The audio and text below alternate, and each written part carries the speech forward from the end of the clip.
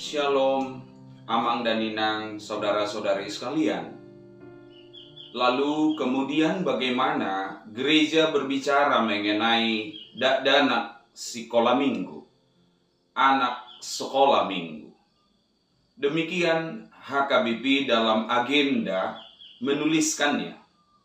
Selain daripada itu, tekunlah mendidik dan memelihara anak-anak seperti yang dilakukan Yesus Kristus. Maka kalau kita melihat dari kalimat ini, tugas pertama dan terutama dalam pelayanan sekolah minggu adalah menciptakan hubungan yang paling asli dengan Tuhan Yesus. Karena disebut maniru pambayanan ni Tuhan Yesus, yang berkata, biarkan anak-anak itu datang kepadaku, jangan menghalang-halangi mereka. Kalau dikatakan raduti hamuma paturehon akadadana, tekunlah memelihara dan melayani anak-anak, berarti ini tindakan berulang. Tindakan yang terus-menerus, bukan hanya sekali-sekali.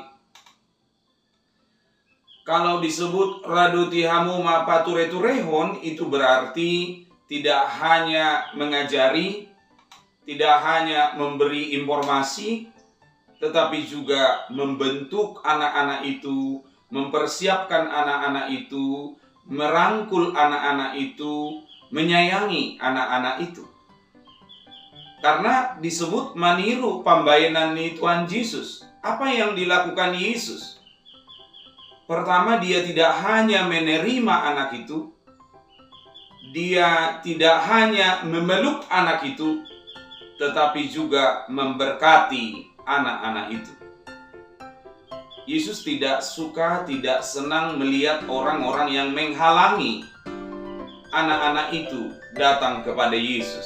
Apa itu menghalangi? Dalam bahasa yang kita kenal dalam bahasa Yunani disebut kolos. Yang melemahkan anak, yang memperlambat anak, yang menghamba anggaran pelayanan untuk anak yang berguna, yang bermanfaat, yang mempersulit kemajuan anak-anak. Dan jangan lupa ibu bapak, tugas pelayanan terhadap anak-anak ini pertama-tama bukan kepada guru-guru sekolah minggu, tetapi kepada partohonan. Satu poda tohonan penuh berbicara mengenai ini di agenda HKBP. Radutihamu patureturehon akadadana.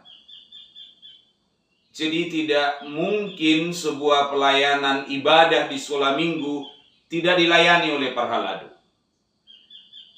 Tidak mungkin agenda sekolah minggu itu baik kalau yang memimpin adalah guru-guru saja. Di sana harus hadir partohonan. Apa yang harus dikotbahkan? Di almanak itu sudah ada ayatnya. Itu dikotbahkan oleh sintua. Dikotbahkan oleh pelayan partohonan. Sesudah itu ibadah sekolah minggu ini selesai, barulah nanti kemudian dibagilah ke horong-horong, dibagilah ke kelas-kelas.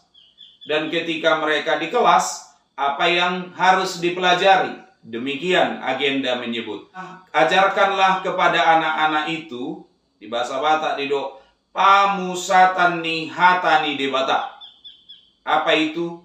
Katekismus. Dohot jamita tuakadadana. Jadi ada dua yang harus diajarkan kepada sekolah minggu. Pertama, jamita yang disampaikan oleh partohonan seperti tohonan sintua. Lalu kemudian sesudah itu pengajaran dihorong di kelas-kelas oleh yang namanya guru-guru sekolah minggu. Untuk jamita, untuk partohonan ada tiap minggu di almanak. Untuk pengajaran ada di katekismus. Katekismus kecil Martin Luther. Apa isinya itu? Kalau kita lihat, pertama-tama adalah 10 hukum Taurat. nanti ini bisa dilihat bagaimana cara mengajarkan 10 hukum Taurat. Yang kedua, doa Bapa kami. Yang ketiga, pengakuan iman rasuli. Yang keempat, sakramen baptisan. Yang kelima, perjamuan kudus. Kita ambil beberapa, khususnya mengenai baptisan. Apa yang paling awal harus diajarkan pada anak-anak? Baptisan itu adalah pekerjaan Allah yang dilaksanakan, dirasakan langsung di tengah-tengah dunia ini. Hai Sianu, aku membaptis engkau ke dalam nama Allah Bapa, Anak, dan Roh Kudus. Demikian baptisan itu berlangsung. Apa yang terjadi di situ? Bahwa nama anak ini sejak baptisan sudah disatukan dengan 3 nama dalam Tritunggal itu, Bapa, Anak, dan Roh Kudus. Jadi dangtar sirang beda danahi sian debata ama anak doto di porbadia ala naung di padomu guarna marhite padidion. Itu perlu dipelajari, diingatkan, dijadikan sebuah pengalaman hidup anak-anak itu, sehingga dia mengerti baptisan. Perjamuan kudus juga di HKBP, dia punya ciri yang tidak sama dengan perjamuan kudus di dunia ini. Dia mengambil rujukan dari Korintus, yang oleh para ahli disebut Surah Korintus atau perjamuan kudus yang di Surah Korintus itu adalah perjamuan kudus yang paling tua dalam Perjanjian Baru. Apa yang bisa kita lihat di situ? Bahwa terjadi perjumpaan, firman yang dapat disentuh, yang dapat dipegang, dirasakan, dinikmati. Jadi padita dona wida alai debatado napasaton roti do angguri Tuhan. Roti do nahwida alai pamatang ni Jesus do nahupangan. Anggur do nahwida alai mudar ni Jesus do nahwinum. Ada hubungan yang begitu asli dalam perjamuan kudus itu. Namun semua ini terkait dengan metode. Amanginang ketika melayani sekolah minggu tidak boleh tanpa persiapan yang khusus.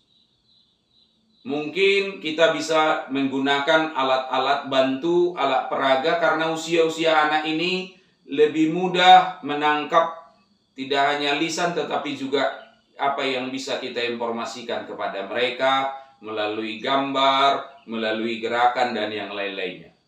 Selamat melayani Amanginang, Tuhan memberkati.